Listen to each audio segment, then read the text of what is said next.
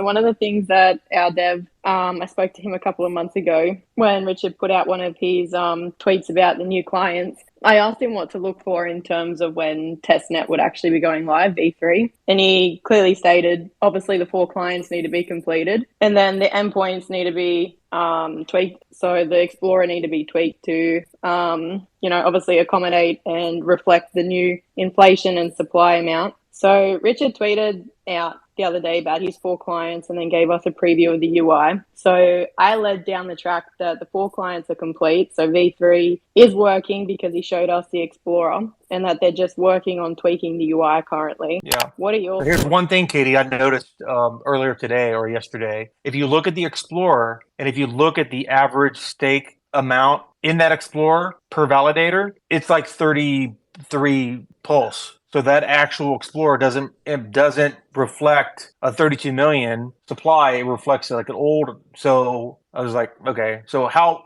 is it done? Is it not? I mean, there's no transparency in how far along they are. I was under the impression from his tweets that like Lighthouse was done and obviously Prism is done and Geth is done, and hopefully that's the case. So I mean, I want Richard to like be more transparent, and I hope that he gives us more screenshots and some more updates to clarify how far along we are in this whole thing. And I hadn't actually ever seen where they said 32 million, and I believe that came from you. So like I Richard guess mentioned that's the that on the case. stream. Yeah, Yeah, Richard on a live mentioned in the it in the stream. stream, So and then Gamma yeah, in that dev chat room, the dev verified it in that room. The one that verified the EIP of Shanghai not delaying. sure. So yeah, I heard that a few times. So like seeing a screenshot with like that reflected would be great. But maybe we don't see that until after testnet comes alive, which it looks Yeah. pretty solid. Like testnet and private is going really well. I do believe, based off a couple of things, that actually tweaking the Explorer to reflect the inflation as well as the new supply is actually rather difficult. I don't believe that's the easiest part. I think that's quite hard. Gamma, while you're in here, can you speak a tiny bit on the engine API in the new consensus? Well, I mean, there's the new API 8551, and that is just an API that links, say, Geth to the Beacon client, like Prism. So there's a new API that is built into the clients to allow for them to talk to each other. So that's probably what you're talking. It's port 8551, and it's literally just the port that Geth and Prism has been the execution environment and the Beacon chain consensus client, and they talk against. And it's just the port. It's a new engine. It's a new API engine that's built into those clients to allow them to speak together in some way that's better with a JWT token. So they're actually linked together with a token, a hex value that's to be verified, so that the Beacon client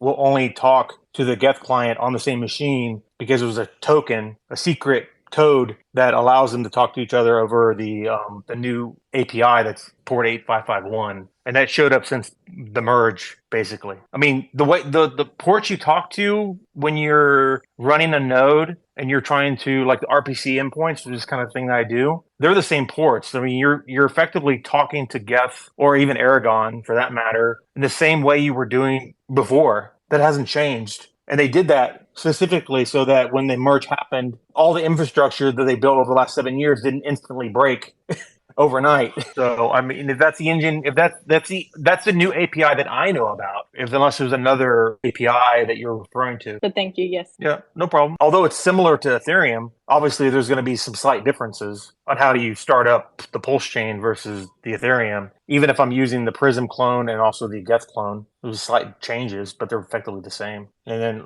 yeah, no problem coming onto a space. I'll do VC and Telegram or whatever. It's fine. The forked over NFTs on Pulse Chain, what do you think will happen value-wise? Oh, wow. That's a good one.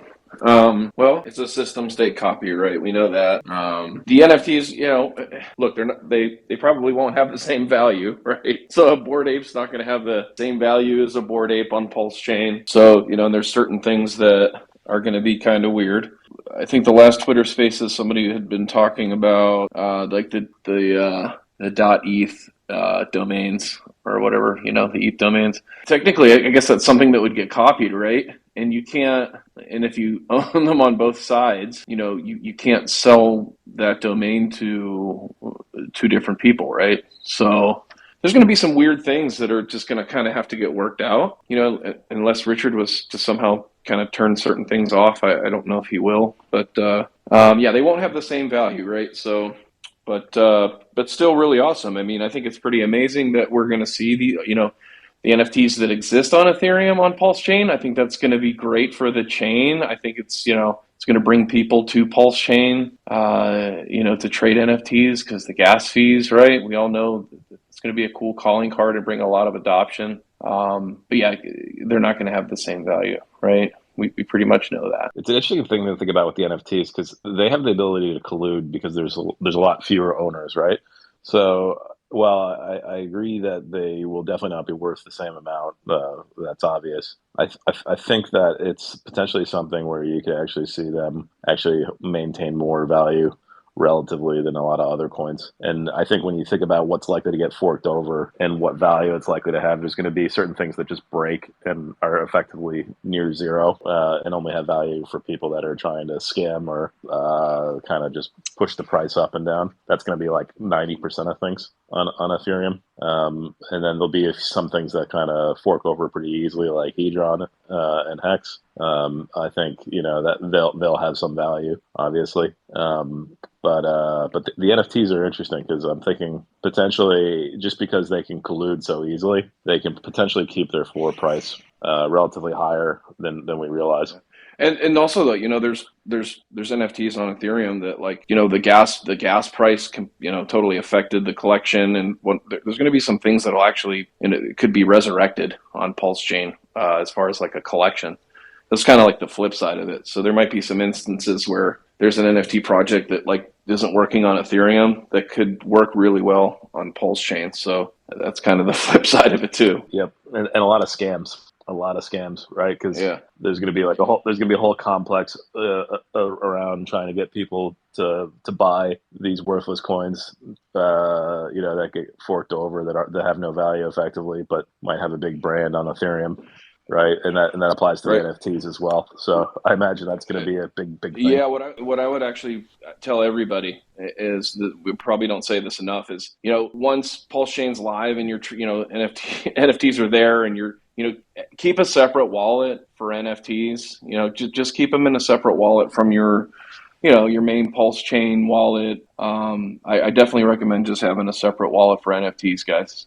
Just keep it separate, just as a safety precaution. I mean, I love NFTs, love trading them, but just keep it separate. Not everything is going to work, right? So that includes things that use oracles that look at the price of ETH. Okay, well, ETH doesn't exist on Pulse Chain, right? So Maker Protocol, for example, it breaks itself. NFTs that are like your ownership ticket to get into a Web3 internet site you've created, like a Unstoppable Domains or something, right? Well, they allow you to access your website with Polygon and with ETH, right? But if you use that same NFT from Pulse Chain, you'll go to Unstoppable Domains and you'll just never connect, right? Your wallet connect button just will do nothing, right? Because to them, until there's some sort of integration that links your website across all of the different chains together, it literally doesn't make sense for them to integrate with Pulse Chain. It'll take them time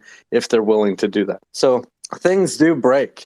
So you have to understand that. This is a chain that's copying all the great features of Ethereum, but that doesn't necessarily mean that all the assets you own on Ethereum just continue to work like normal. I think given 6 months to a year when we actually start to see adoption, that some of the stable coins that are on Ethereum right now will deploy natively on Pulse Chain. But that's just speculation, but I do have a feeling when there's enough volume that they will do it. I do want to touch on one thing. I got a DM yesterday saying that somebody was saying in the community, just questioning about MEV and about front-running bots and what are we going to be doing to mitigate that on Pulse Chain. I can't really speak on behalf of them, but I can definitely speculate at the fact that they will not be doing anything because that brings a form of centralization. So they were going to try and do something to mitigate front-running bots, then, that defeats the whole purpose of what Pulse Chain is being built for. It's being built to be a fully decentralized blockchain that can't be stopped, can't be rolled back, no halting of the chain. So no, there won't be any form of mitigation towards those things. The types of mitigation that you'll see is them trying to deploy a chain that's already preventing the fact of like 51% attacks. So pre-deploying with validators already in place. So if you wanted to try 51% attack it, then you would have to have X amount, which would just be unreasonable and not be able to do. So as a form of centralization, anything that would bring that, no, they will not be doing it. I just wanted to provide, kind of going back to the original discussion around FixerBot, a contrarian viewpoint to what you presented, just an alternate option, since we honestly don't know what to expect, right? Until we actually see it play out. I know you presented the idea that the liquidity would be, acquired by the FixerBot, and that a benevolent wallet would be in control of that liquidity and would slowly disperse it to prevent a massive run on the banks per se, right? So you don't have people ejecting as quickly as possible with as much value as they can off chain and just not using Pulse Chain. And that makes a lot of sense as far as doing whatever it takes for the security of or success of the chain, right? The contrarian view to that would be that it is a hands-off process, that in the name of no censorship, in the name of a free market, in the name of free speech, et cetera, all these things that we sacrificed for, that the liquidity could be deployed in one fell swoop, that it is hands-off without the ability for anyone to go and rug that liquidity for any given token at all, right? Because there are different arguments, pros and cons from each viewpoint. And the the view that you presented, you have someone who's specifically making decisions to try to balance out the amount of liquidity versus the amount of demand, and to drive people to not necessarily be able to eject off chain with massive amounts of pulse, value. But that, in a sense, could be construed as censorship, as control. So for these developers that we want to bring to chain, that we want to entice people to come to adopt Pulse Chain, how do you counter the narrative? And this is more an open question to everybody, right? How do we counter the narrative that there is somebody with 99% of the liquidity under their own control and is making decisions on who are the winners and the losers, in a sense, right?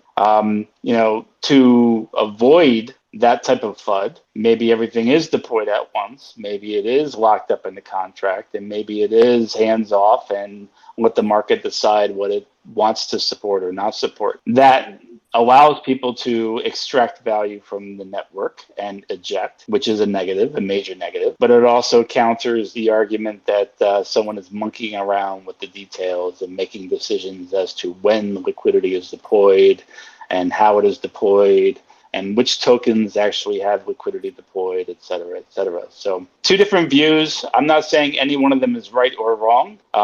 As I said last time, the Gemini in me just believes I got to look at all the angles, and there's just different ways that this can play out in my mind. I mean, for a blockchain, I believe that it needs to be truly decentralized, and I do believe that that's what they're building with Pulse Chain. But when you're talking about the liquidity, there's just too many different variables that can happen if you deploy it from a contract, because again, things can go to almost zero, where if you have somebody that is being benevolent towards tokens, they can protect those tokens as well. So like, I'll use Hex, for instance, because we all like it. So with the forked over liquidity, they're buying up ETH to PRC20 pairs. They're not buying up USDC to ERC20 pairs, and majority of Hex's liquidity isn't with ETH. So now you're talking about a token that could be rather volatile with thin liquidity at the very start. Wouldn't you want somebody benevolently to be watching that token and taking care of that token and almost treating it like its baby, only deploying 5%, 10% of the liquidity to start with, and then slowly propping up those pools over time? Like, what if a token starts to go to zero? They could pull that pool and change the pool itself.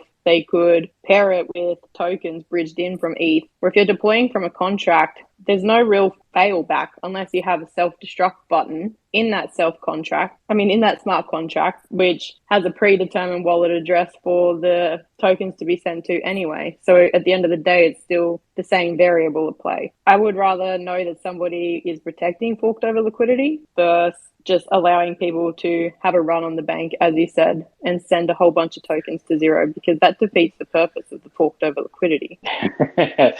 I think it comes down to the difference between trusted and trustless. And I would agree that there is a time and a place for both, right? Not at the same time, but it's just, sometimes you need somebody in control and sometimes you desperately don't want one person in control. And the question just comes down to what makes the most sense and how will people interpret this coming from outside of this community without any knowledge of track record and intention, etc. Right? I was going to say, I asked Richard this exact question when I had dinner with him a little over a year ago, just in a little bit of a different way, and I did not get a response really. But I will wager that this will not be all locked up. And I think to kind of answer my view on what developers, you're just going to have to take a leap of faith on Pulsechain, and I don't think most of them will for this reason, the big boys, and I think that's what you're likely to see is sort of an initial stage of people like us, Power City, Fiat, Liquid Loans, etc., who are within the community building things because we trust the system. And the rest of the crypto world's going to look at us like, well, this is completely anathema to what crypto is supposed to be about. And then you'll see a second phase of opportunistic people coming in who are going to primarily be scammers as well once they see that there's money to be made. And then eventually, if we're lucky and things go really well, the big boys will say, okay, well, this new model that Richard's tried out actually does work well. And, we can't ignore this market any longer because it's worked so well. Right. So I think those are your three phases of development. I think we'll definitely get to the second phase. Whether or not we get to the third phase is I think, still quite risky, but I hope we get there, because if we do, we're all very rich. Well, say you are right with your phases. What is the issue with phase one? If you already have 150 projects developing for a chain, you have a system state fork where everybody's getting a free copy, a highly liquid DEX that people are going to come play with their free coins regardless. So you're already talking about having on-chain volume. So, if your phases are true, I don't think it's necessarily a bad thing. And you are right in the sense where people see money, they come for money. So, you could be right, Famous. They could do stages like that. Yeah, and maybe I wasn't very good there. The second phase will be a lot of scammers and then really like crappy developers who just come in from nowhere to try to make money. So not entirely scams, but I think it's gonna be a long time before Aave, for example, gets to Pulsechain. That's just my guess. Before they're going to trust our level of centralization with what they're doing, and they're going to trust this model with what they're doing and risk their brand on Pulsechain. So that's my guess is what happens with most of these things. But what you'll see is a lot of people that have nothing to lose basically coming in hot into Pulsechain in phase two, right? So phase one's really about people who are already within the community building stuff, and we'll keep doing that. Phase two will be about people that have nothing to lose. And then that phase three is really when the enterprise level guys really get involved. And I don't know if we ever get there. I hope we do. I think we'll get there.